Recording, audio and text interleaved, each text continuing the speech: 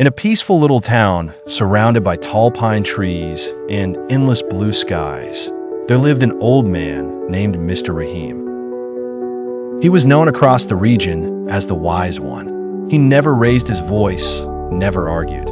Yet his words carried more power than most people's speeches. People would say, if you sit with Rahim for just a few minutes, you'll walk away with peace in your heart. One day, a young man named Adam came to see him. Adam was bright, ambitious, and hardworking, but he had one problem: his anger. He cared too much about what people said. When someone criticized him, he couldn't stay quiet. When people laughed at him, he burned inside. That morning, Adam stormed into Rahim's small wooden porch and shouted, "Sir, I'm done being silent. People insult me, they spread lies, and they make me look small. Why should I stay quiet anymore?" Rahim didn't answer. He simply looked at Adam for a long moment, his calm eyes filled with understanding. Then, in a gentle voice, he said, "Come with me, Adam." The two began walking down a narrow path toward the river. The sound of flowing water filled the air, soft and steady like music. Birds sang in the trees, and the wind carried the scent of wildflowers. Rahim stopped at the edge of the river and picked up a small stone. He handed it to Adam.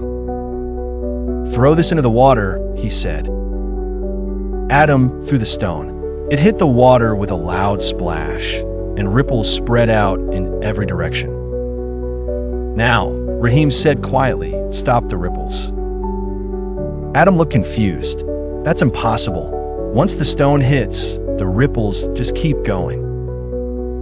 Rahim smiled. "Exactly. Once you speak in anger, your words are like that stone. They spread far and wide, and you can't take them back." Adam looked at the river again. Slowly, the ripples faded, and the surface became calm once more. "Do you see that?" Rahim said softly.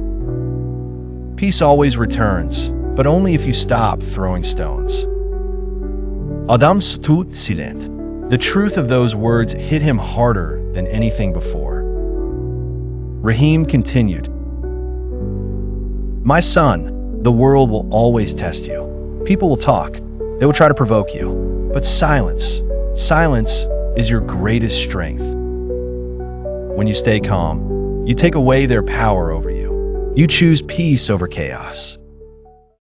That night, Adam lay in bed thinking about what Rahim had said. He remembered all the times he'd shouted back, all the arguments he had won, yet always ended up feeling empty. For the first time, he realized that silence doesn't mean defeat, it means control. Weeks passed. Adam began practicing silence. When people insulted him, he didn't react.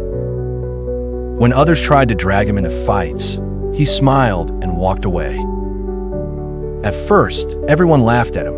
They said, "Adam has changed, he's scared to speak." But slowly, things began to change. People started to notice his calmness. They began to respect him. Even those who once mocked him began to feel small in front of his quiet strength. One of them once asked, "Adam, how do you stay so calm when people provoke you?" Adam smiled and said, "When a dog barks at the moon, does the moon bark back? I've learned that silence is not weakness, it's wisdom." Years later, Rahim passed away peacefully. At his funeral, Adam stood quietly beside the grave. Tears filled his eyes, but his heart was calm. He whispered, "You were right, sir. Silence is power." And from that day on, Adam became the wise man of his town. He spoke less, listened more, and lived with peace in his heart. Moral of the story: silence isn't the absence of strength, it's the sign of true power. When you learn to stay calm in chaos, no one can control you. Because silence speaks louder than anger ever will. You enjoyed this story.